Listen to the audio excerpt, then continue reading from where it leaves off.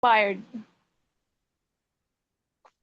Okay, I'll start again. I tell people, if you're not inspired doing what you're doing, what's the point? Can you explain that to me? If you're not inspired, what's the point?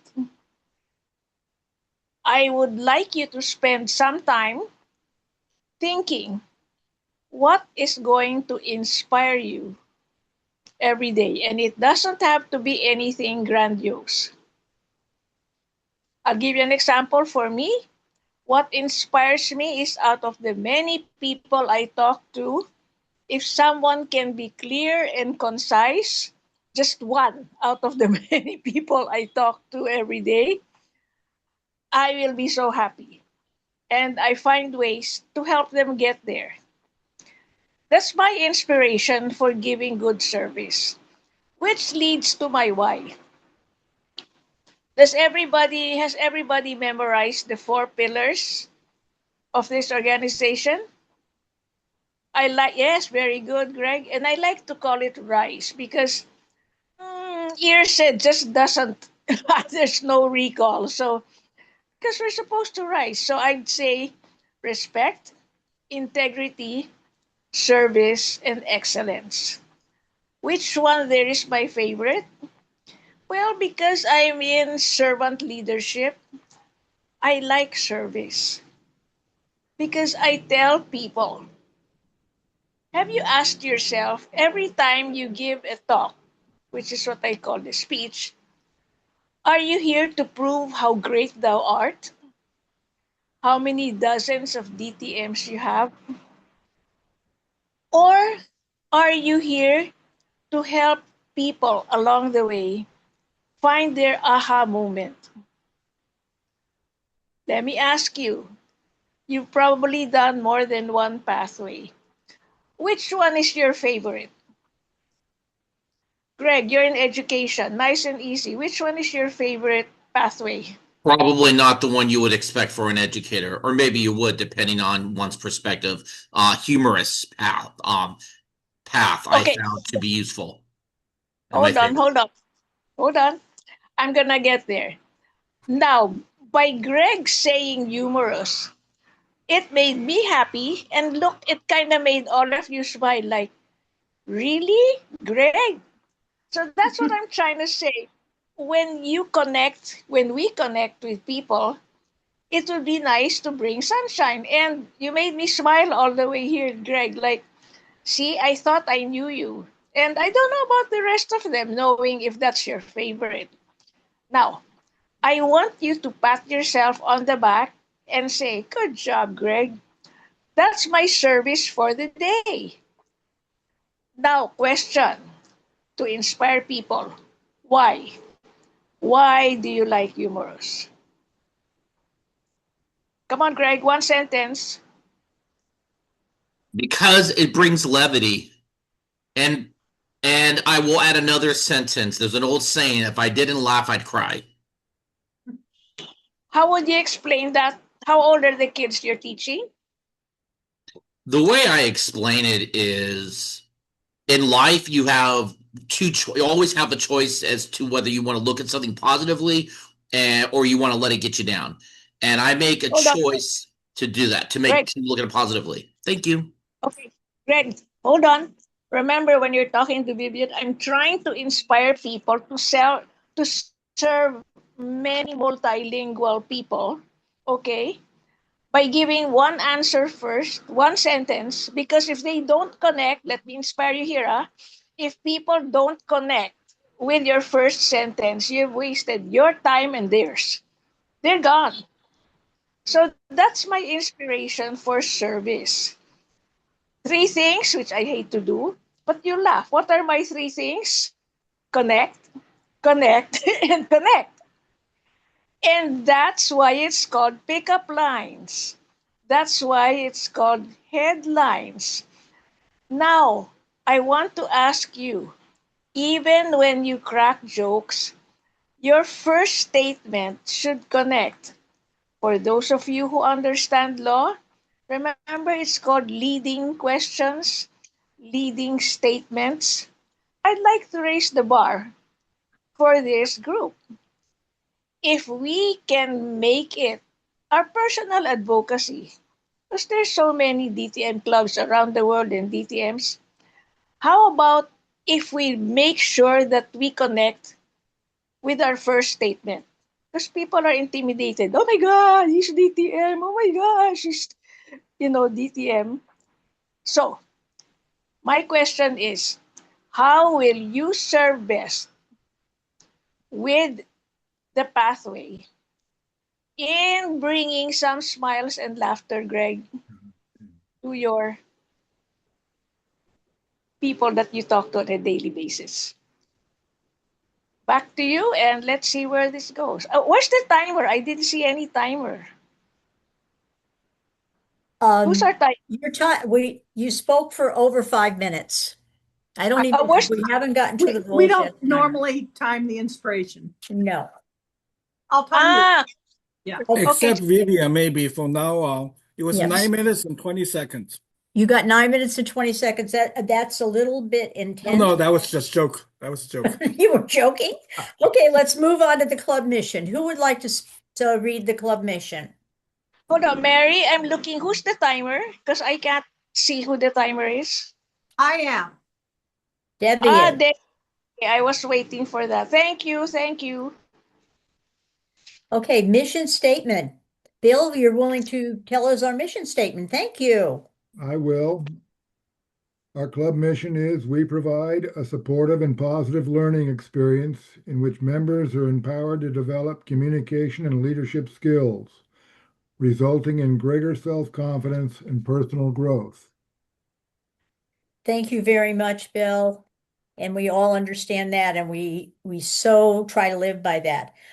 Our guest today is Greg Morrow, and we know that Greg is on his break from his evening job, and that's why we have the pleasure of him being here. And I'm kind of summarizing what he said. He's here to support his lovely wife who's giving a speech tonight. So that is really nice. Greg, thank you for coming to our meeting, and you can come anytime. You know we love to have you. All right. Let's move on now. The functionary roles, do we need to introduce all the functionary roles, or does everybody know what their role is? Debbie, what do you think? I think give it over to the Toastmaster. Well, Oh, thank you. sorry. I'm sorry, Bill, for stepping on your toes. No, Now don't we worry. introduce our illustrious Toastmaster for tonight, Mr. William Jones. Well, thank you, Mary. I took the time to confirm the roles with people via text. So the only one we were missing was Debbie Allman has volunteered to be our timer. And we have, let me look, our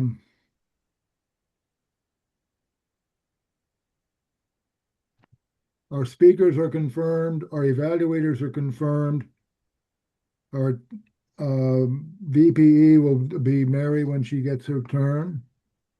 And we have mentee reports, mentor reports, and committee reports, which I'm not certain how we will manage since Jim is not here. Does anyone have a suggestion in that regard? The past, the last 3 months that I have been the presiding officer, we've just gone through it and see if any people are here that can give that report. So if that's all right with you as our Toastmaster, we can handle it that way. But I do have one other thing to ask you. Do we have a general evaluator? We do not.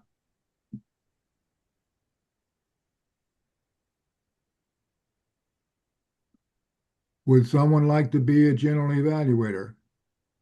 It'd be Could great we to do ask it. Greg for that? I'll do it. Do we even have any evaluators? Yes, we have Yes. evaluators. Uh, We have Okay, general myself, evaluators, Jim Suzanne Kearney. Gray, and Gavin Hafner. Okay. I could sound like Jim Kearney since I'm taking his place. I'm just kidding. You're not in this alone, Greg. Do it. I know. Well, thank you, Greg. If you'll be willing to do that, we'd be grateful. All right. So we have all of the roles covered, I believe. So with that, Should I proceed? Very good. I have the pleasure of introducing our first speaker. Our first speaker is Yingming Li. He's going to be speaking from Presentation Mastery, Level 5, Prepare to Speak Professionally. His speech tonight will be 10 to 12 minutes. The title is There is No Such Thing as Time Management. There is no such thing as time management. Yingming's originally from Taiwan. He moved to Ridgecrest more than 16 years ago via Texas, Montana, Sacramento, and Los Angeles. He is married and has 2 children and 2 lovely granddaughters. He will be visiting Montana in May. Yingming is going to talk about effective ways to handle life. Let's welcome Yingming Li speaking on There is no such thing as time management. There is no such thing as time management. Yingming Li.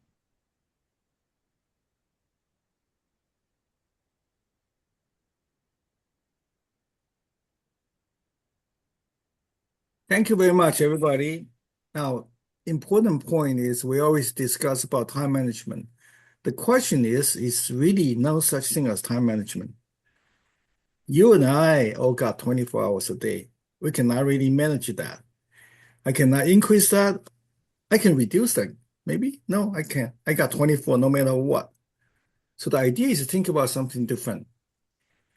So we still talk about managing your time, but it's the time you have for 24 hours, how you handle that, how you do the process. The oxymoron part of it, the time management is actually oxymoron. It's called priority management. Think about that. So you don't want to manage your time, manage your life. What's important to you, work on those.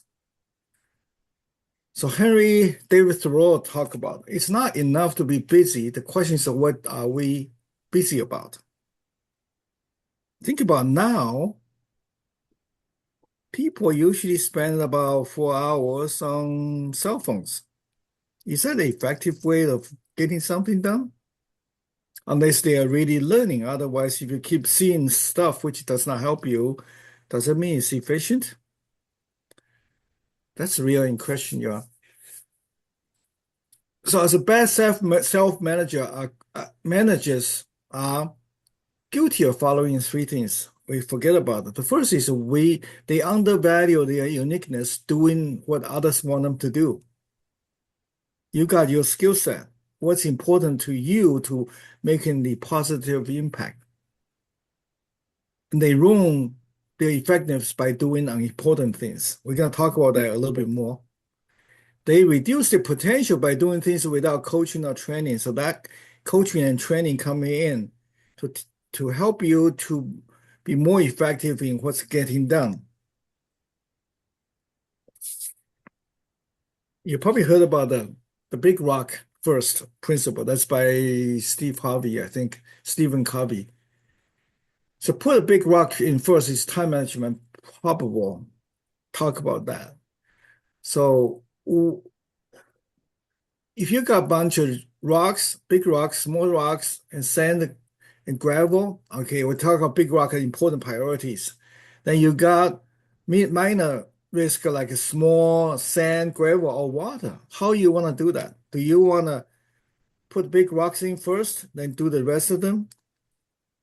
I'll show you the result of that. If you do an opposite by taking care of all the little things first, put all the sand and the things in, then you put the rocks on there. We'll take a look at that, see what's going on. That's important as an idea. See, put these big rocks first. So what are your big rocks? Think about that. What are the most important things you have to do? Certain people still have a job. You don't have a choice. You have to go in there to do the job. But even in a job situation, you might be able to handle them differently. What's the most important things to get it done first? How to judge whether something is worth your time and attention. So if you put a step together, anything you want to do as a task, take a look at it. Is that critical? I put 5 points on. necessary 4 points, important 3 points, helpful 2 points, marginal 1 point. I would say Netflix watching probably the 1 point area, okay? Then do you need to do it this month, next month, this quarter, next quarter, end of the year? Now, for this time, we probably need to do the tax, but once it's finished, that wait for next year, that we don't have to put on high priority. But right now, if you haven't done that, that's probably the most important thing you have to do. File the income tax, otherwise the IRS will be coming looking for you. So once you times them 16 to 25 in the A category, that's where you need to finish by the end of month and critical. Then you'll be important test. You'll be able to finish end of the first quarter, and low priority, you can finish end of year. You can do other stuff along the way. So those are things you need to take a look at.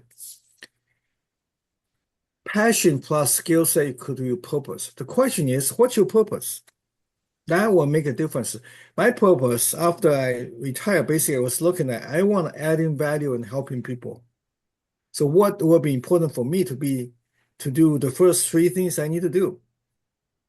I need to keep healthy. If I get sick, how can I help them? Secondly, I need to do some learning from different ways of learning so I can learn the skill set can helping other people. And I also have to manage my priorities. So since I'm in 12 different clubs in the Toastmasters, plus I'm in other clubs helping our community service. So how you manage things around, moving the priority around, that become very important. So what I did is first talk about the healthy part. So what I did is I try to track my time since 2019 after retirement. Since I want to add in value, so I need to read growth books. Actually, right now I'm reading 3 books every day for 30 minutes. Every day for at least 15 minutes. I usually about 30 minutes. And I'll also walk 7,000 steps every day. I get that done by 8 o'clock. I also listen to audio. By doing that, I get those big rocks out of the way. You can move your big rocks around, but the thing is that's important. And those are 3 books I'm reading right now. Or you could pick anyone. Andy Stanley, you probably heard about, talk about visionary. It's how you focus about your future. The middle one is really interesting. This is a founder and CEO of the Hobby Lobby, Dave Green, wrote a thing about legacy life, how you put stuff together, build a legacy for your children and children's children. The Hidden Potential by Adam Grant is a very famous psychologist. Talk about how you can achieve great things. It went through some of the interesting part. For example, the comparison is, do you realize that a little country out of nowhere has been on the highest scholastic numbers? Which one? Anybody know? All their students? Besides having high achievement, also they have very high, each of the students, instead of like some place we push them, a lot of students actually have a higher satisfaction with their thing. So that talk about how they put them together, helping the students out. They actually, interesting enough, I was reading, at least that's one point I want to make. They actually put teachers go with the students. So you could be with the same students for the first 3 years of that life, first grade, second, third. So you get to know them, help them out. That country, by the way, is Finland. And the other do is I have a bunch of friends. I usually see they need some support, and I'll send a little encouraging message every morning, about 35 messages I send out to kind of support them. And they sometimes will say thank you, sometimes they don't. For example, the one of them I sent recently was each person holds so much power within themselves that needs to be let out. Sometimes they just need a little nudge, a little direction, a little support, a little coaching, and the greatest thing can happen. That's by Peter Correll. I text them every morning, a different person. I come up with something, I will go search for them. So they actually thank me. Some of them will send it back, said, today was a really lousy day. Thank you for sending that. So I can take a breath for the next day. So can you do that? You find your friends. A lot of them, they behind the closed doors, they need some help, support. You need to be there to help them. I started about April 20 when I retired from October 19th. I read every day, right before the wake up, and I walk at least 7,000 steps a day for the last 6 years, including I had to running around the airport, including I fly international when they change the day. I have to make sure I put that into the day. Otherwise, I can miss that. That's the typical tracking I got for the 2 weeks. So you can see some of them I go 12,000, some of them I go a little lower, but I always try to maintain the 7,000 steps and more. That's what they did the study. If you do 7,000 steps more, you can keep yourself healthy. So ask yourself, are you squandering your time? Especially we're in the DTM club. You are looking for something big. So can you put your priority in there to look at that? Are you squandering your time? Are you doing something important? Are you getting help where you need help? How do you decide how to spend your time? That's important. So so-called time management or priority management achieved by applying conscious control over the time spent on the tasks and activities. This can lead to increased efficiency and productivities. So Carl Sandburg said, time is the most valuable coin in your life. You and you alone will determine how that coin will be spent. Be careful what you do. Do not let other people spend it for you. So look at that. So if the big rock go first on the right bottom, guess what? You get everything done and you put other sand in. But if you put a sand in on the bottom, guess what happened? On the left side, you got stuff you cannot finish. It's up there.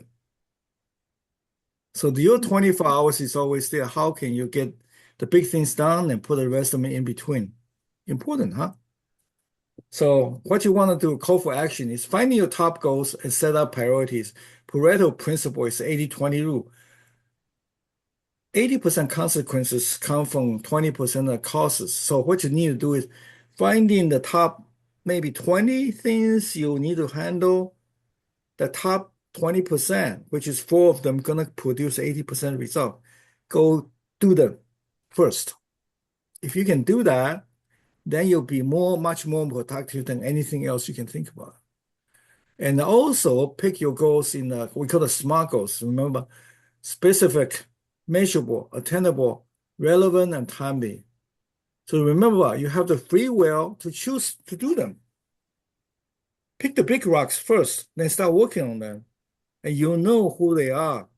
And wish you all have a jubilant year. Back to you.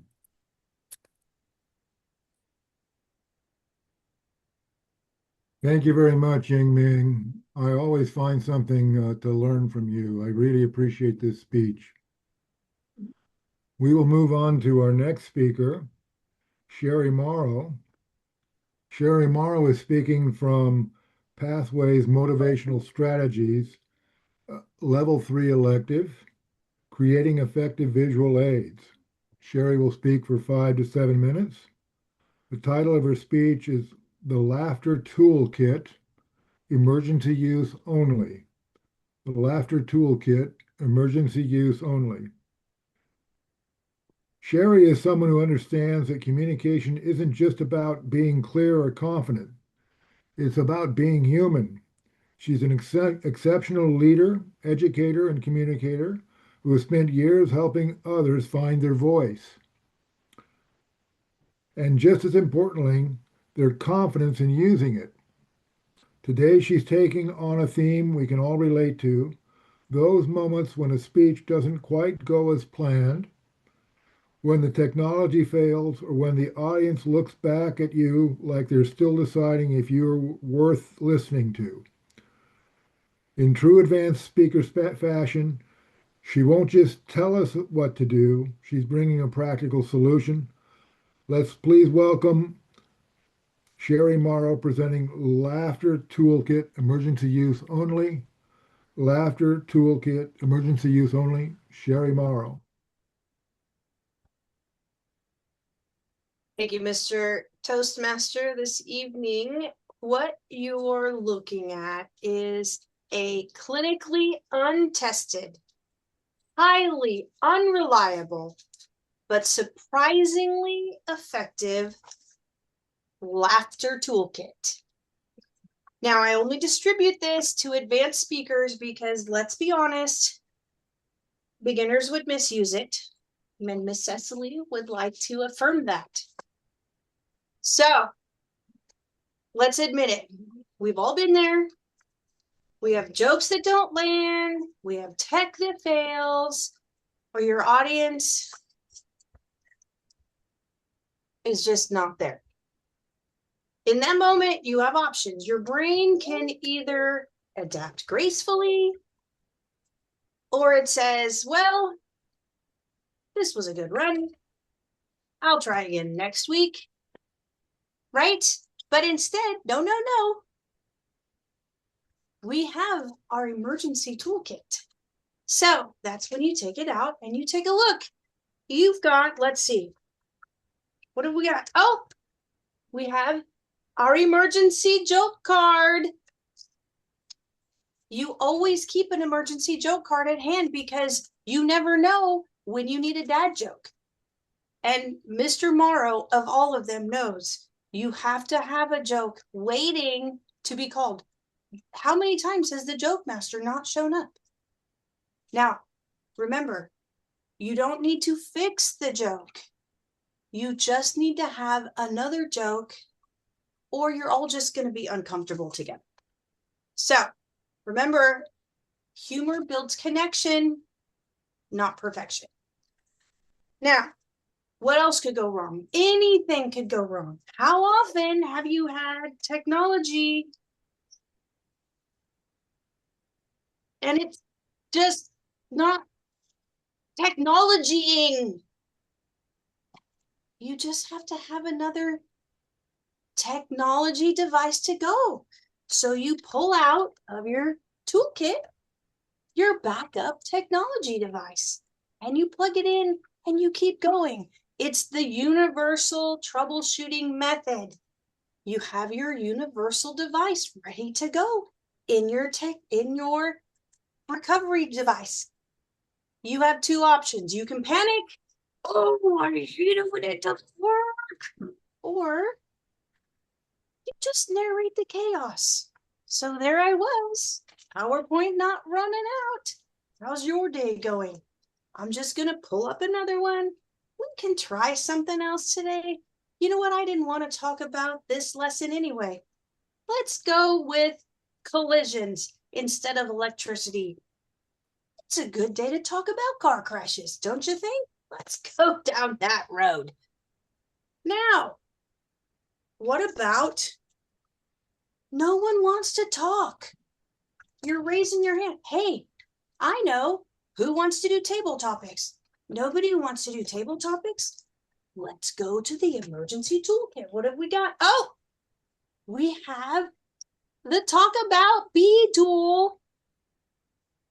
We just have to pass it around. Who's going to talk today? And if nobody does, you know what?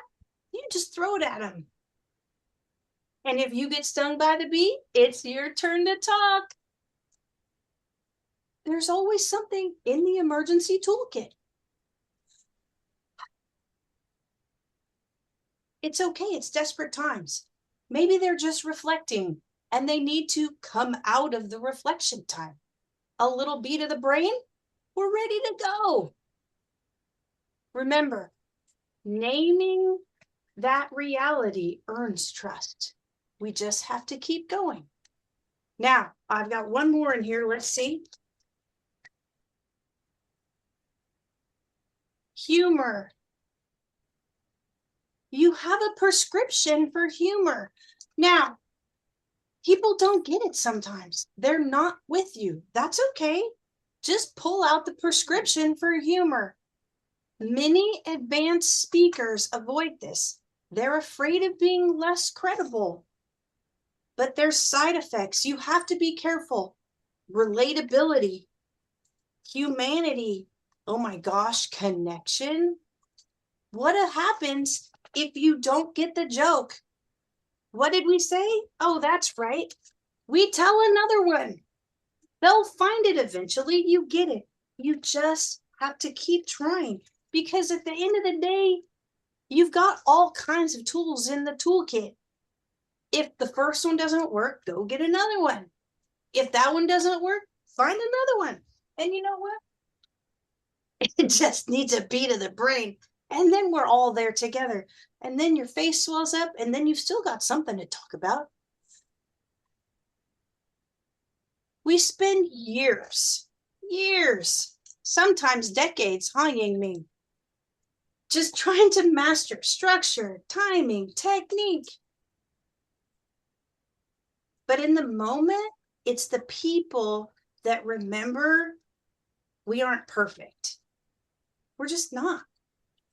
We're real, and we make mistakes. Technology fails.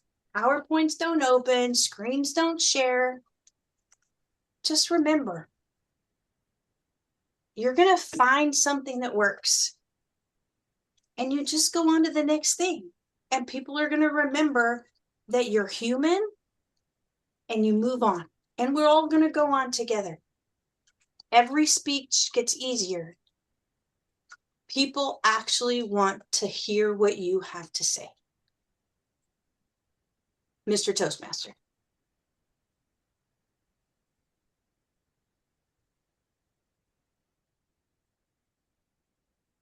Thank you very much, Sharon. I always enjoy listening to you. I have really good teachers in this club. This is something to be really grateful for. I have the pleasure of introducing our next speaker. Mary Olson is speaking from Pathways Strategic Relationships. This is a level 3 elective, Know Your Sense of Humor. Mary will speak for 5 to 7 minutes. The title of her speech is When Energy and Laughter Make a Winning Speech. When energy and laughter make a winning speech. Mary asks a question. Have you ever been to a conference and the keynote speaker tries to make a joke and it falls flat? What could possibly be the reason for that happening? Let's explore in my speech the need for energy on the part of the speaker, if a joke will result in laughter, if it will hook the audience, and learning one hopes to achieve in one's presentation. Let's welcome Mary Olson speaking on laughter, energy and laughter making a winning speech. Energy and laughter making a winning speech. Mary? Thank you, Mr. Toastmaster, and good evening, all my Toastmasters family. It's interesting, I'm going to make a little prelude here that so much of what Sherry said in her speech is connected to mine. That's what happens when the focus is on how to get energy and laughter into a speech. Have you ever gone to a conference and you're sitting there in the audience and you're thinking, when is this person going to stop talking? Yes. You're getting so bored. This person is speaking in flat tones. They have no expression on their face. They're not using any body language. And you're just getting so bored. Chances are the difference comes down to two powerful elements, energy and laughter. Let's talk about energy first. I started doing some research on this because I wanted to make sure that I learned things, because I always learn things from speeches we have here in DTM. When a speaker walks onto the stage, you in the audience can tell by their body language if this is going to be an enthusiastic person that has purpose and is confident. And the audience feels immediately that this is going to be worth it. It's about that presence. You feel that that energy is coming from that individual, and he's going to or she's going to help you learn something. Through their variation, their pacing, their face, their body language, their posture, their eye contact. Where else have we heard that my Toastmaster family. All the time in Toastmasters, when you couple those energy with intention, when you believe yourself in your message, your energy shows that you're a pretty authentic person. You want to build trust with the audience. You want them to listen to you. But energy alone is not enough. You have to contact with the audience on a human level, and that's where laughter comes in. Laughter is the first way, the fastest way to build a connection. It breaks down barriers. It relaxes your audience. You don't have to be a comedian to get some laughter, to get a little smile out of your audience, to maybe get a little laughter. One suggestion: think about something funny that may have happened to you while you were preparing for the speech. I practiced this speech in front of the mirror 20 times, and even my reflection is bored. Think of something that you think will get that smile, will get that person thinking, oh, this is a human being. They want to connect with me.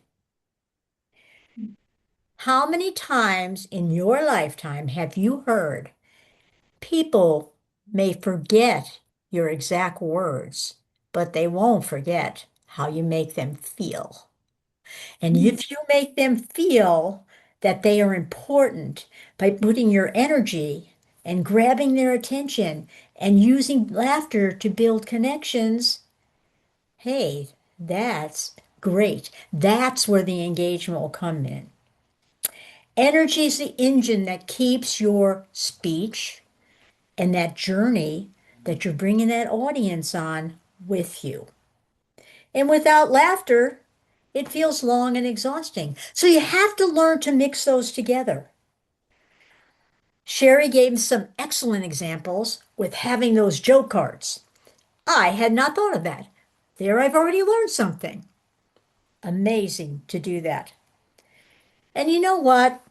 When you're being judged or you're in the classroom, and does a teacher ever ask you, was the speech good? No. They ask you, what did you remember from that speech? They want to know that you learned something, that people made you feel alive, and they made you smile. You may not laugh out loud, but that's what happens when you know that that person standing up on that stage wants to connect with you. They want to engage with you. They want you to feel like you're important. Even that very small smile that you may get for them, or that laughter that comes from them, that's what they want.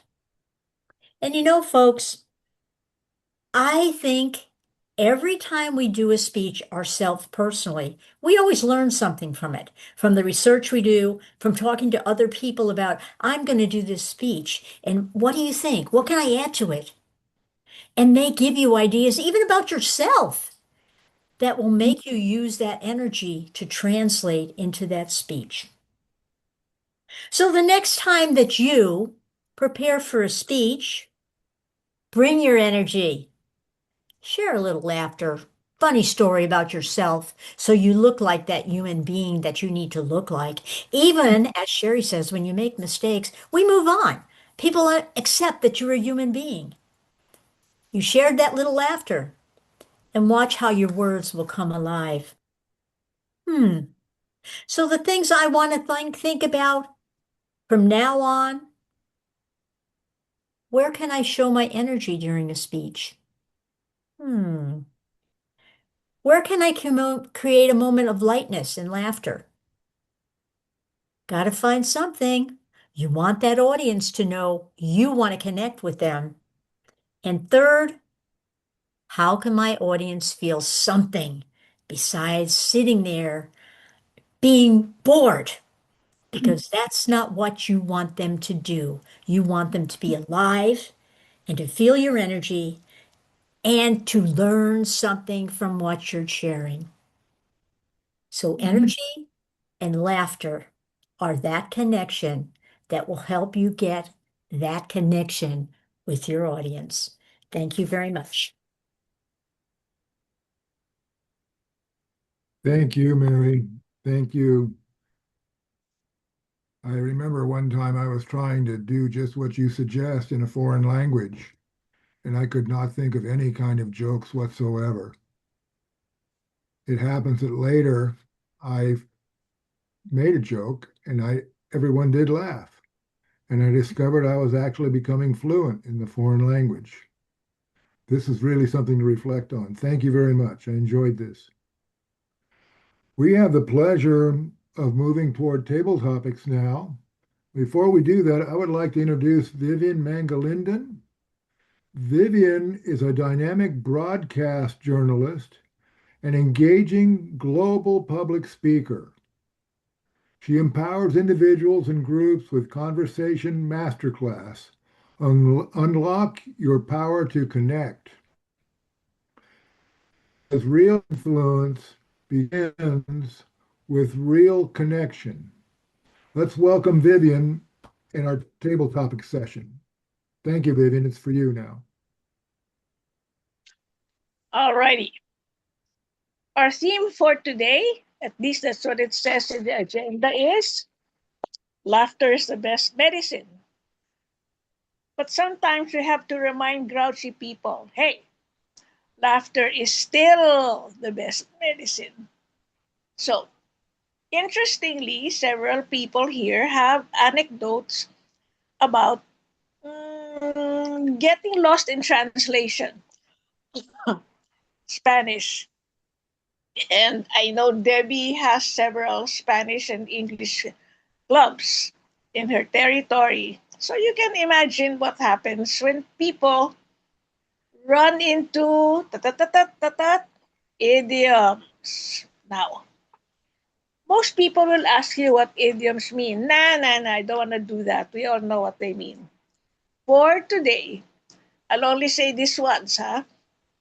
I'll give you the idiom and you will deliver it 100% wrong.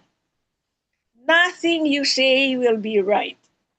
You will pretend that you're not a native English speaker and you're trying your best to explain what it means. Are you with me or would you want me to give you a sample? Choose one. Bill? Sample or go ahead? Give us a sample, please. Okay. When someone tells you, and you're not a native English speaker, hey, don't act like you're walking on cloud nine. The person says, I'm in the office. There's no clouds. And why nine? Why not eight? Why not 11? Imagine, Bill, try explaining that. And because I want this to be fun, can the timer keep it at 1 minute, not two? We're just having fun here. I'll give you the idiom, and nothing you say should be right. Are you with me? Okay. It sounds interesting, but I'll tell you what happened. I got some high IQ people some time ago, and they're the ones who failed. They couldn't think wrong. I kid you not, they couldn't think wrong. So let's see. Who wants to be the first victim? Oops. Victim. Okay. Debbie, you want to be the first victim? Okay, there you go. Can you imagine you just meet for the first time and you're trying to convince this person about a simple idea? It's a meeting, there's no food. And you look at her and say, that's just a piece of cake. And this person's like, cake? Am I waiting for cake? Explain what piece of cake means. 60 seconds max. Green at 30, 45 yellow, and then red 60 seconds. Okay. Explain piece of cake or an anecdote where you supposedly delivered it 100% wrong. Go, Debbie. You know, you're on a diet. I'm on a diet. So we're not going to talk about food. We're going to talk about exercise. Let's figure out how to maybe do something aerobic and then do something anaerobic. And this is really easy, but sometimes we make it hard because the words are so difficult. So aerobic means let's walk until and still be able to talk. And then let's try it where we're jogging and you can't talk. Not because you don't want to, but because you can't, you don't have enough air for talking and, oh, talking and breathing at the same time. So that's my idea of easy as cake. All right. So you can imagine if you're at a dinner party, 8 of you in the round table, and everybody talks like that. They're like, there's no alcohol. What's wrong with these people? So let's see what happens as we go along. Imagine Greg is talking to the principal. And he says, oh, come on, Mr. Principal. You're pulling my leg. Huh? You're not. He's like, no one's near anyone. Who's pulling what leg? And how dare you? Who do you think you are? I'm the principal here. Greg Mauro. Thank you very much, Vivian. I have a perfect answer for that. I teach idioms all the time, every year, to students in Vietnam. And one surefire way that I, in a humorous way, have them learn idioms is I read them the timeless book, Amelia Bedelia. How many of you have heard of Amelia Bedelia? What is the one thing she does that makes everybody, including 7-year-olds, laugh? She takes everything literally. I would relate to the principle that just like Amelia Bedelia, when she draws the drapes, it doesn't literally mean to draw the drapes, it means to actually close them. That every language has phrases in context that are not literally meaning. And we could go over examples, but I don't have time. I would say pulling my leg is the way in English of saying you're just trying to fool me. Back to you, Madam Table Topic Master. Oh, I think I have a regular partner now for the silly things I do. Okay, you're getting the hang of it. Bill, are you ready for this? As ready as I'll ever be, I Yes? suppose. Okay. You're the big guy here, so I'm going to give you a macho statement. Bill Jones, bite the bullet. Huh? I don't have guns. I don't have. Vivian, how dare you?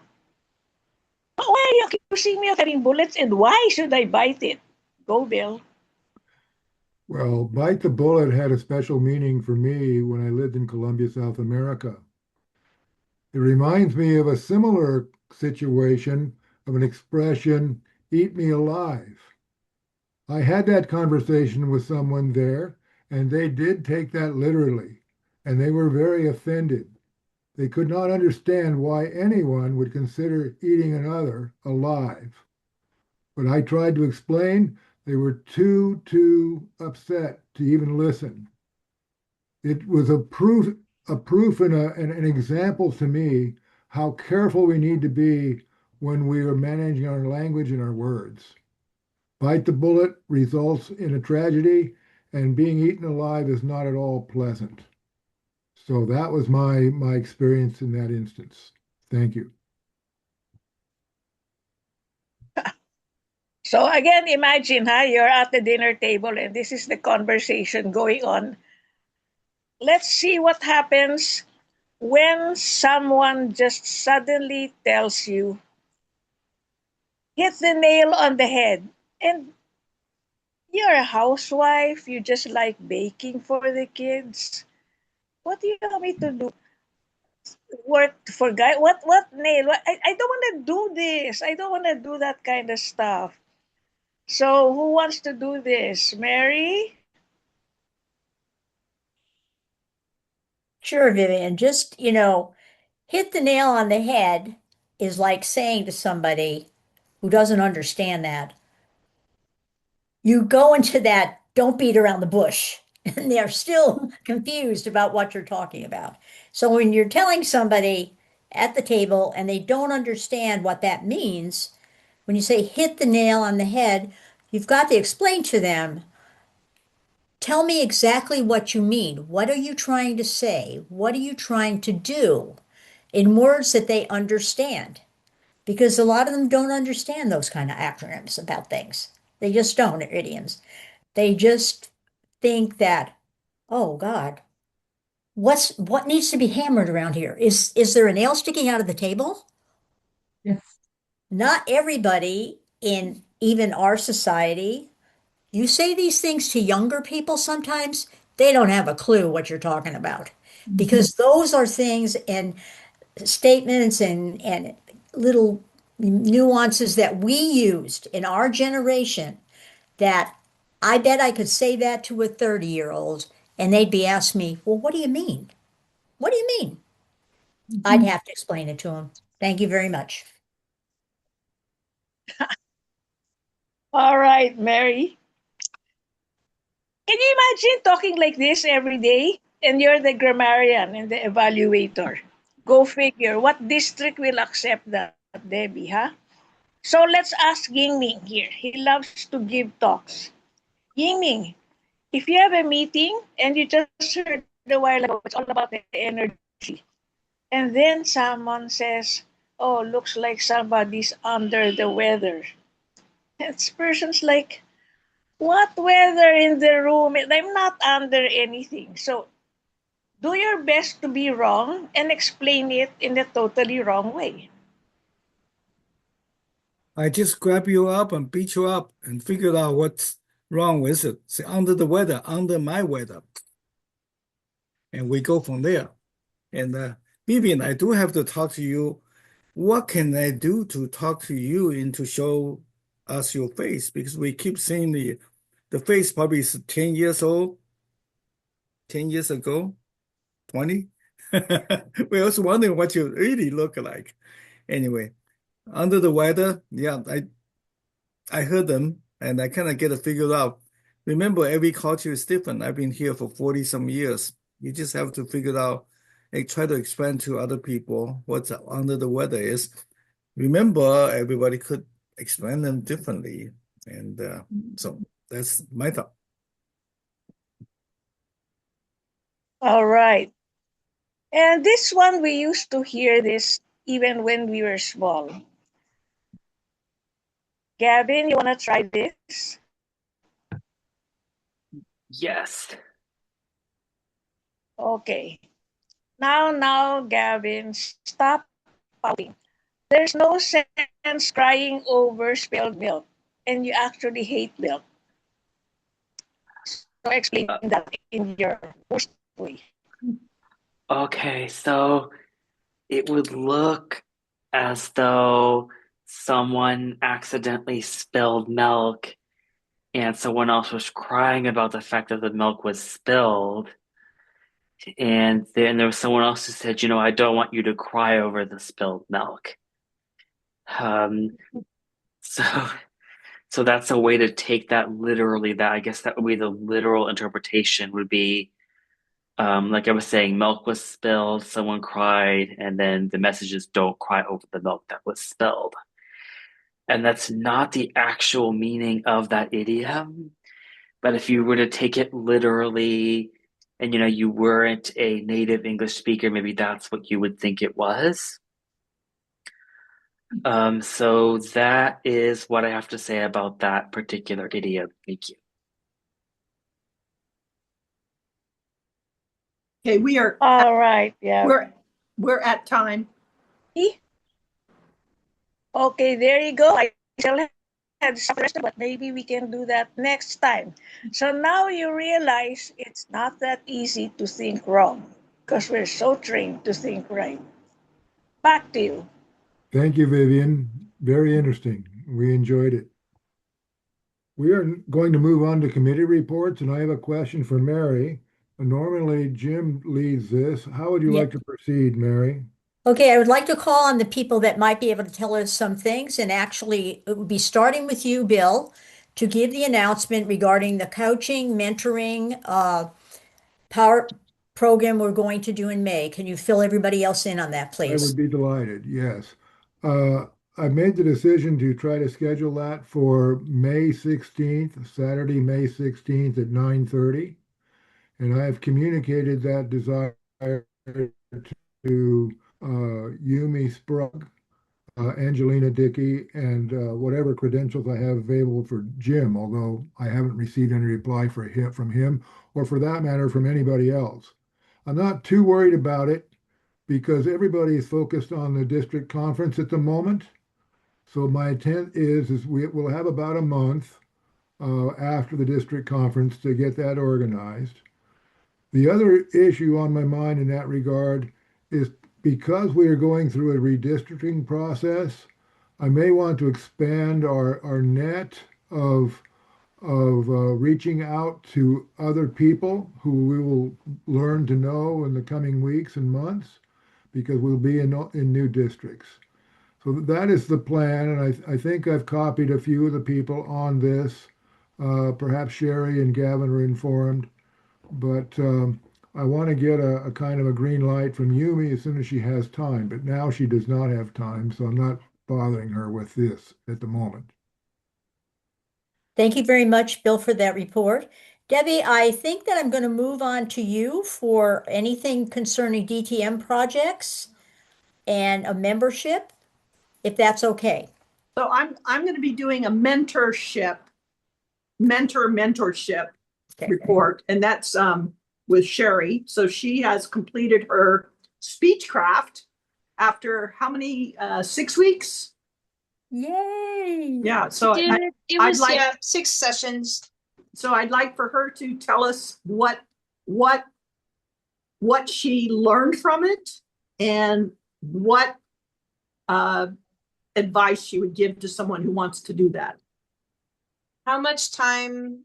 Just a minute or so. Okay. It was the first time I had any experience with a speechcraft at all. I hadn't attended one prior to facilitating one, so everything I did was learning as I went. So I think the first suggestion I would give is that if you want to try to facilitate a speechcraft, be a part of one first, so you don't struggle as much as I did. I spent a lot of time on the administrative end of it, just trying to muck my way through. And I feel like I was reinventing the wheel a lot. And part of that was probably because the target audience was bilingual. And that took a lot of bandwidth.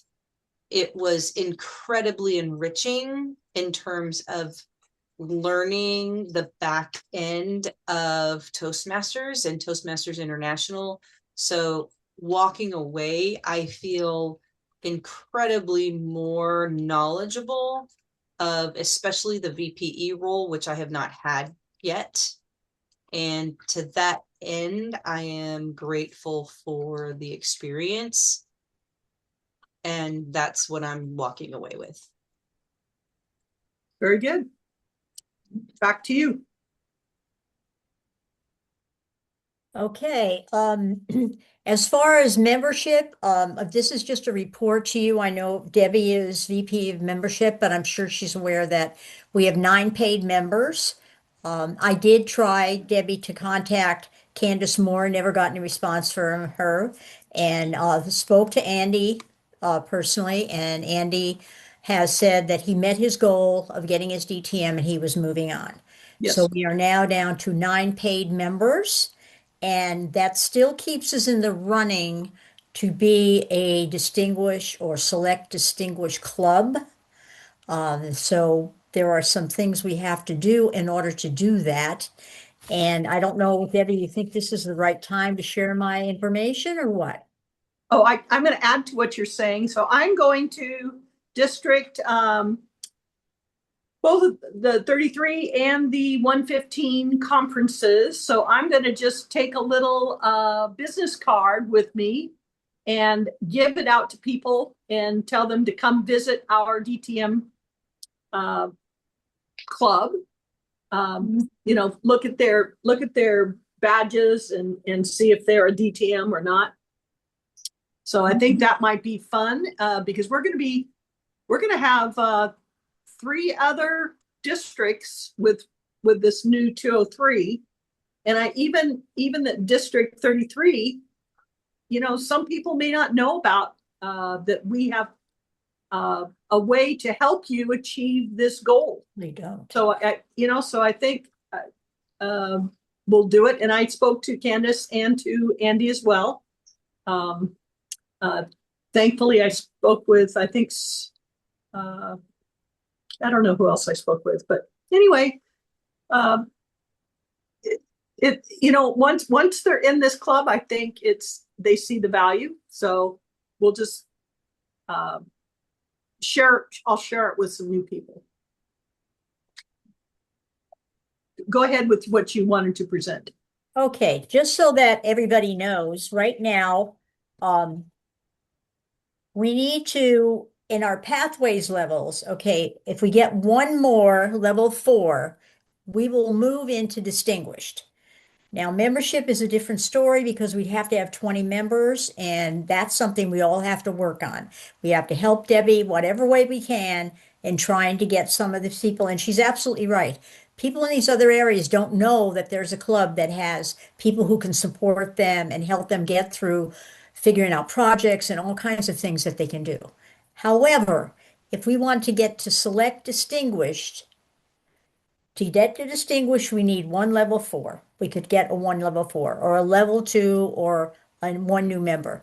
If we want to get to select distinguished, we have to get all 3, level 4, a level 2, and new membership.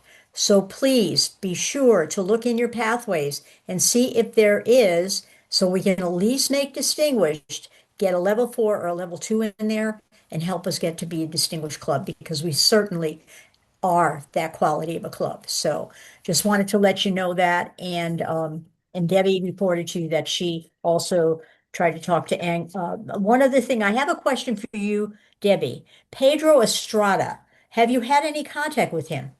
Yes, he's not interested in renewing as well. We're just working individually with him. Okay. Yeah, he's too busy. He Yeah, goes to bed. He goes to bed pretty early too. Yeah, he said, he told me that once before, that Yeah. he was extremely busy, and that may not be what was going to happen. All right, now, at this point, Debbie, should we have any of our other people that are being mentored Yes. say Yes. something? Bill, how about you? Well, I mentioned a moment ago regarding the club coach and club mentoring event. That is my DTM project. Right. And we were not successful in having a winter session. We will have 3 sessions total, and that's from last year to through spring. And I'm pretty well focused on the notion of expanding my net to capture new people. The people who've already attended the training are probably not going to come back to attend it a third time. So we need to find a bigger audience. Okay. But, All we right, hope that'll work out. that's very good. Thank you. Thank you for that. Gavin, do you have anything to report on your side of where you're going with your projects and as a mentee? Yes, Jim is my mentor.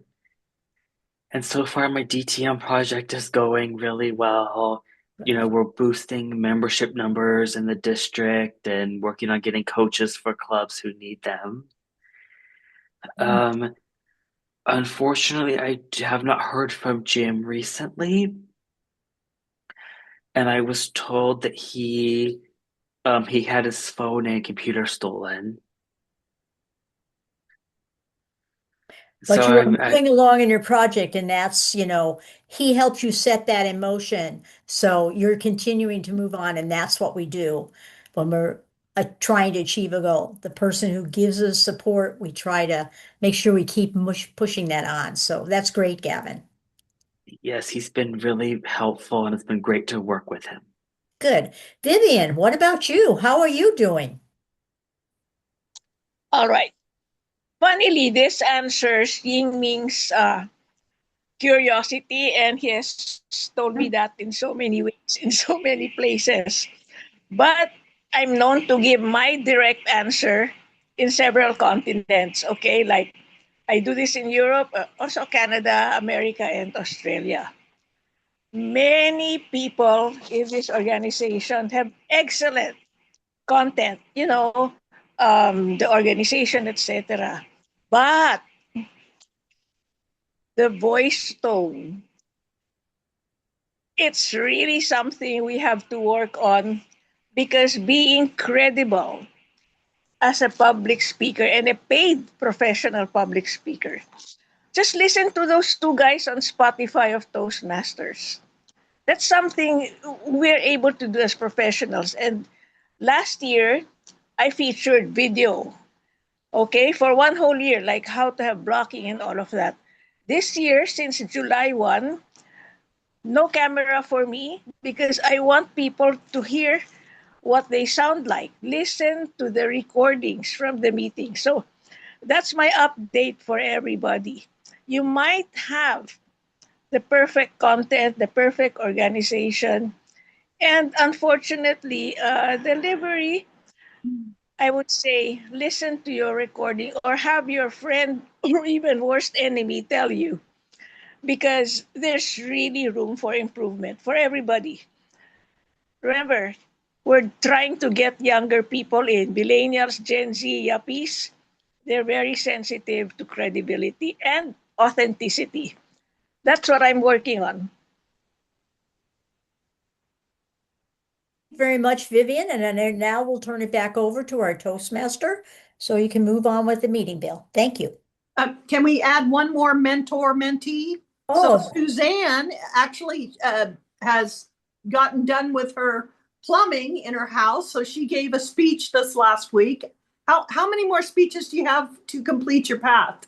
You were on level. Yeah, I'm not sure, Debbie. I'd have to look. Yeah, but you're moving forward, so that's good. Yes. Yeah. Oh, that's thank you. wonderful. Keep up doing that. Wonderful. Yes. Thank Yes. you. Yes. Wonderful, Suzanne. So, Debbie, are you acting as Suzanne's mentor? Yes. Okay, Okay. very good. So I guess now we're ready to turn it back over to our illustrious Toastmaster, Bill Jones. Thank you very much, Mary. And I have the pleasure of turning this part of the meeting over to our general evaluator, Greg Morrow. Thank you, Mr. Toastmaster, fellow Toastmasters. We have 3 speeches tonight, and we have 3 evaluators. So let me pull up my agenda because I don't see it in the chat. So let me pull it back up from my email so we can introduce our first speaker. Ying Ming Lee was our first speaker, and his evaluator is William Jones. William Jones. So please welcome to the virtual lectern once again at this time, our Toastmaster and evaluator number 1, Mr. Bill Jones. Well, thank you, fellow Toastmasters, and thank you, Ying Ming. I always look forward to you speaking and me learning, and tonight was no exception. I wished I could get some hands-on training with you in certain respects. The benefits I saw tonight, you're extremely well organized. You had your whole idea encapsulated in your PowerPoint presentation. You displayed skill in displaying your PowerPoint presentation. And you, most importantly for me, you had some valuable information that I would like to implement in my own life. So thank you for those items. I want to ask a question of you. Is it feasible for you to make a presentation on vocal variety and on gestures and make the distinction in how we implement or make use of those 2 features, vocal variety and gestures, between live audiences and talking heads on Zoom? I would like to see something from you in that regard. You're probably as skilled a man as I know, but I'd like to hear about vocal variety and gestures. I consider Zoom as one specific skill set, And live speaking before a live audience is a related but a separate skill set. And if you're willing to do that, I know for certain that I would be one of those who'd be delighted to hear it. With Well, regard to, based on the discussion from Vivian, maybe Vivian need to be the one giving that. I will be open to anyone who wants to take on that task. Yes. Yes, I accept that. Yes, I have been requested to give that even for mid-year and end of the year conferences. I'm Well, willing Vivian, to that's a share very with gracious. all of you. Thank you for that. You're being very Yes, gracious for that. I appreciate it. I will say, in sincere summing up, I value the for information. you. I'm going to finish with Yang Ming, and then we can talk a little bit if you wish. Thank you for the information, Yang Ming. Thanks. Thank you for the way in which you presented it. I cannot remember all of the points that you had just in the talk. Maybe one of these days I'll get to read that a little better. But it definitely is an area that I would like to visit again and learn how to implement in my own life. And I think it was beneficial to everyone here at the meeting. Thank you very, very much. Speech. Thank you very much, Bill, for your evaluation. Up next is our second evaluator who will be evaluating Sherry's speech, and that evaluator is Miss Suzanne Gray. Thank you. I really enjoyed this speech tonight. I think from a educational perspective, it makes it all even more interesting to me because I'm not part of that professional, company of people who are teachers and administrators. So I really enjoyed it. You told us how to make it interesting and that, it's not a perfect science all the time when you speak. Some audiences need a little bit more of props maybe to keep it interesting. I'm not sure what age group you teach or anything, but I think what you were saying too is to personalize it to the audience that you're speaking to, keep them engaged. And by showing them a card, a joke card, or I mean, it was just really interesting. I think I'd like to be your student because I think you would keep me interested when I would go to your class.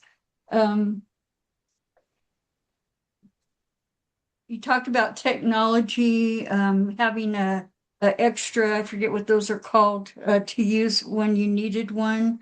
And I maybe try another joke, an emergency toolkit. And then I like the fact that you showed us from that bag as you were explaining, you were showing us what the objects look like and how you could use them. And so I thought it was fascinating. As far as overall, it was really clear. Vocal variety was in place, great eye contact. I thought you were comfortable with your material and I really enjoyed it. So thank you so much. Thank you so much, Suzanne, for your wonderful evaluation. And let's introduce our third evaluator who will be evaluating Mary's speech, and that is Mr. Gavin Hafner. Thank you, Greg. Well, Mary, I have to say, I absolutely loved your speech. I thought it was excellent. I liked the way you opened it with a question. And I especially liked the fact that you kept seeing links between your speech and Sherry's. That was a really good incorporation.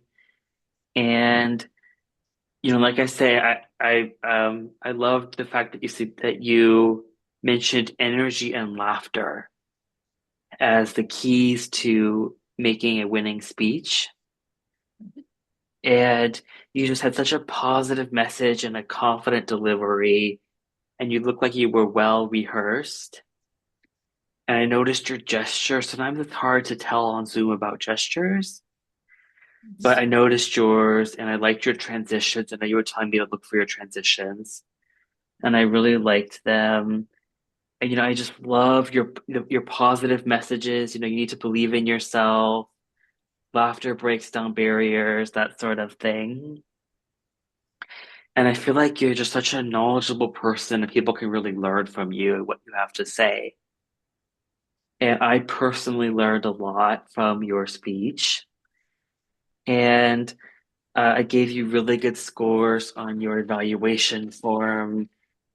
And I am planning on emailing it to you after the meeting. And um, I just learned so much. And to work on if you wanted to practice delivering this in person or putting some of your notes on a PowerPoint, that could potentially be good. Okay. But all in all, it was an excellent speech, and my expectations were very high and they were very much met. Because we had corresponded ahead of time. I asked her, what do you want me to look for in your speech? And we talked about everything. And it just makes so much sense to me that she had just gotten her DTM because she seemed to be very polished and very knowledgeable. And I feel like people who are still working on their DTM, such as myself, have so much to learn. And it looked like when she did a lot of work to prepare, it looked like she went through the pathway and went through all the curriculum. At least that's the impression that I got. I could be mistaken. But all in all, it was really excellent. And I would be curious to learn how many times she practiced if she did, because it was just so polished. And um, I obviously agree that you need energy and laughter for a good speech. And like she was saying, energy is the engine that powers the speech. So I just have to say I love the message and I learned a lot. And all in all, I thought it was excellent. Thank you so much, Mary. Thank you, Gavin. Thank you very much for those wonderful evaluations. Just so that I can kind of know, does the general evaluator in this club give a general evaluation of the meeting? Yes. All right. I will give a 2-minute evaluation of the meeting. I really enjoyed this meeting. I like the fact that it started on time. One of the things I really like about what you do, Debbie, with your clubs, and it's something that I wish more clubs did, was the social time beforehand. That bit of time builds camaraderie. Lots of people come to Toastmasters because of the friends they make. So it's really important to also build in that time for socialization, especially when we're online. We started on time. All 3 presentations were really, really good. Ying Ming, your presentation was really good. There is one suggestion I would make that is, well, actually 2. One, your PowerPoint shouldn't say everything you want to say. So maybe decrease the words a little bit, the number of words, and then make the PowerPoints a little bit more varied in its presentation. So maybe a picture that would go along with what you're saying, or using a different color background. As far as the quality of your presentations verbally, they are top notch. If you added a little bit more diversity in your, I guess, your graphics and in fewer words, that would even add a little bit more oomph to it. Sherry, I loved your proper flow, the flow that you had in your speech. You're such an awesome storyteller, and I'm not just saying that because I'm married to you. Love the props. You better be. You have a sense of humor that is understated. It's subtle. It's not always like in your face, unlike mine, which sometimes it can be very much in your face, where yours is a lot more subtle and it's really good. It was a very effective speech. Mary, I loved how clear your presentation was. It was extremely clear. The one thing I do want to point out is there were a couple times when your hand gesture went right up to your mouth and was blocking your mouth a little bit. I know that might sound a little nitpicky, but I was noticing that. Other than that, that was a phenomenal presentation. The evaluations by all three evaluators were really clear. They were concise. They were balanced with great things as well as things to work on. And Vivian, magnifico as far as the table topics, very timely to the theme. I love it when the table topics master is cognizant of the theme and incorporates questions that are tied to it. It just makes the flow a whole lot better. And I really enjoyed being general evaluator. This is an awesome meeting, and I know that with our new districts and the expansion of our Toastmasters family, that this club will get more people. Back to you, Mr. Toastmaster. Thank you very much, Greg. Excellent evaluation. Thank you for your effort. So I would like to ask our timer, did everyone qualify? Oh, I wish I weren't a timer. It's just not my thing because I forget and you guys get started and I think it's 12 minutes, so it's only 5 to 7. So everybody qualified. This was just a fantastic meeting. And I want to see you do the body language, Yang Ming Lee. You're not getting off. I want to see that. And then I want to do one. I think everybody should do one. First, I want to give Gavin props. Poor guy's over there. He's doing his best. He just keeps evaluating. He's waiting for the background to change color. And then, bam, he's red. And then like, what in the actual heck? Poor guy. Well, he's doing his best. It was those table topics. I just carried through the theme of not doing it the right way. So you guys just didn't interpret it right. Gavin, I saw you. You just kept going. I was just like, I'm waiting for that green card. Beast mode. Waiting for that green card. Let me. I know this is chaos, but let me also compliment Gavin because he has been so, at least before he went to Spain. I think something happened after Spain, but before he went to Spain, he was religious. He was sending out those DTM announcements, meeting announcements, come visit. You were doing that almost every day. I was thinking, I'm going to turn this thing off. I'm going to just block it. But, it was just a wonderful, it really says something about you, Gavin. Thank you so much for your effort.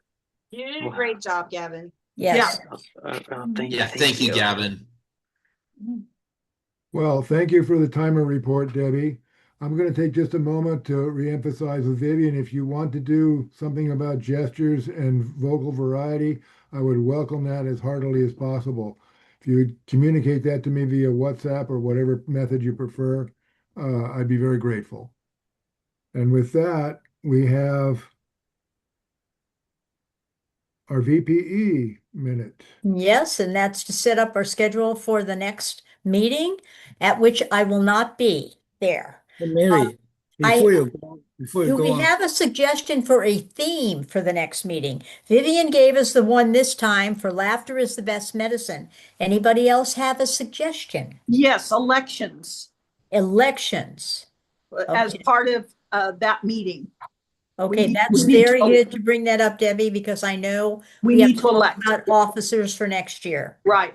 Okay, then let's go down through the list and let's see who is going to volunteer to be Toastmaster for the evening.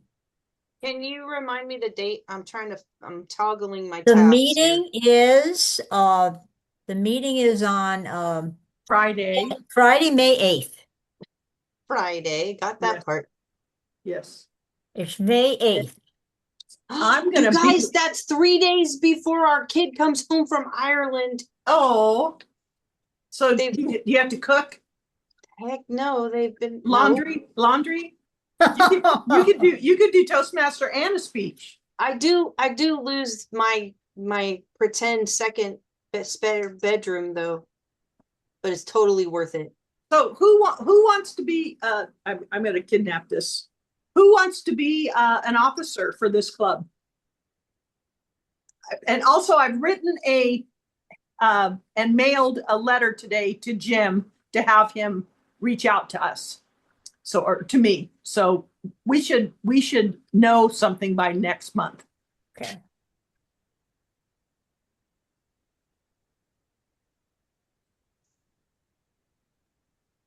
So, Well, I'll be Toastmaster on the 8th. How about that? all right, yes. And I'm Okay, going to be on the Sherry. road, but I'm going to be available.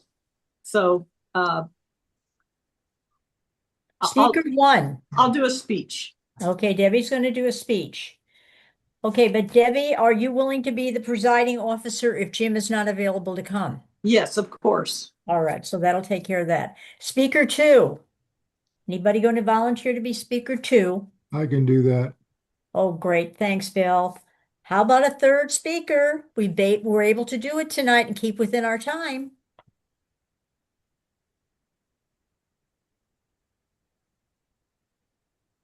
No volunteers for third speaker. Okay, let's move on to table topics. Who's going to do table topics on the 8th? I'll do table topics. Oh, thank you, Ying. All right, Ying Ming will do that. We need to get a general evaluator. I could do that. Oh, Gavin, thank you. And we will need 2 evaluators. I can do one. Okay, Suzanne, we'll have you do the Suzanne, first. you evaluate me because you're always nice. Okay. Okay, so Suzanne is going to evaluate Debbie because she's already put her in the pigeon wheel. Yeah. Okay, Yeah. evaluator 2. We need somebody to evaluate Bill's speech. Mary, I can do that, Vivian. Bill, if Okay. you want. Okay, Vivian, thank you so much. That's wonderful. Yes, I'd be honored. I look We forward to that. Thank you. Okay, we need to go on to timer. Who's Don't going- ask me. No, we won't ask you, Debbie. Because Good. I'm the same way. I get involved in people's speeches I and cannot. I don't do that. keep up with it. I'm terrible. Anybody else? We might have to do double duty.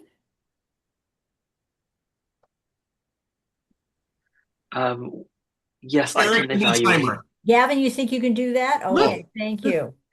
And then, Actually, I'm sorry. Can I evaluate and not time? okay, then we And believe Sherry can time. She just told me to tell you guys she can time. Sherry Who? can time and Very she can, fine. and to be the Toastmaster. No, she's really good. Yeah, she's good. She says she's good with that. I All want to see if she right, then can- that's fine. We have Yeah. all the roles established for the next time. Okay. And as we've said, if Jim is not available, that Debbie will be the presiding officer, and then Mhm. she'll handle the reports and all of those things the way she feels that she should. Okay. Are you going to handle all the sending it out, that kind of stuff, Mary? Yeah, I'll do that. Gavin helps me Oh. with that. Thank you, Oh, Gavin. that's He wonderful. always does. That's wonderful. He's a great help, a great teammate. Good. I wanna go back to earlier when you guys sorry, Vivian, I saw your hand raised. The Susan had some question about your progress. I just went down to TI website, the Basecamp. So Susan you have 4 paths you're working on. The leadership development level 1, you got 3 out of 5 projects. Innovative planning level 4, you got a 1 out of 2. And the effective coaching, you haven't started yet, even though you got this old one. Presentation mastery is 2 out of 5 for the level 1. That's it. So you're not close to any level yet. Okay.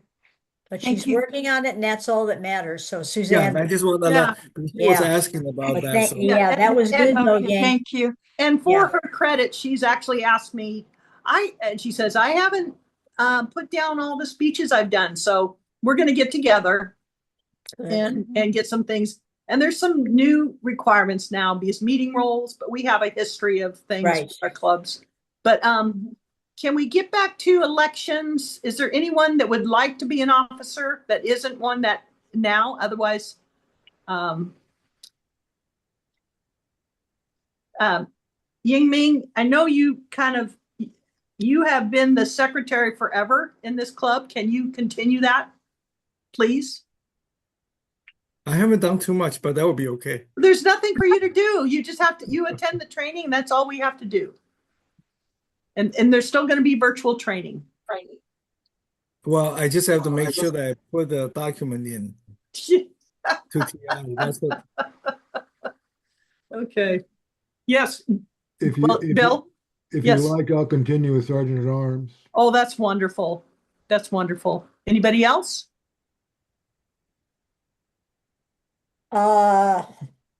Vivian had her hand up before me, Debbie, but Is that to keep her in the second on the top row? Is that the question, Vivian? No, I was just gonna comment on roles like in other clubs. I'm usually the inspiration forever and ever, and it's always 1 to 2 minutes. Just to let you know, Yes. 1 to 2 minutes. Yeah, the agenda actually identifies the time. So so I think 34 minutes, 35 minutes, we should be turning it over to the Toastmaster. So if you read the agenda, then you'll have an idea of how much time to spend. So yeah. And normally it's not timed, at least in the other clubs. Anyway, okay. No other officers? that's why I have my hand up, Debbie. Which one? I'll stay in VPE. Good. However, if we don't get a president, I'm willing to move into that. Okay.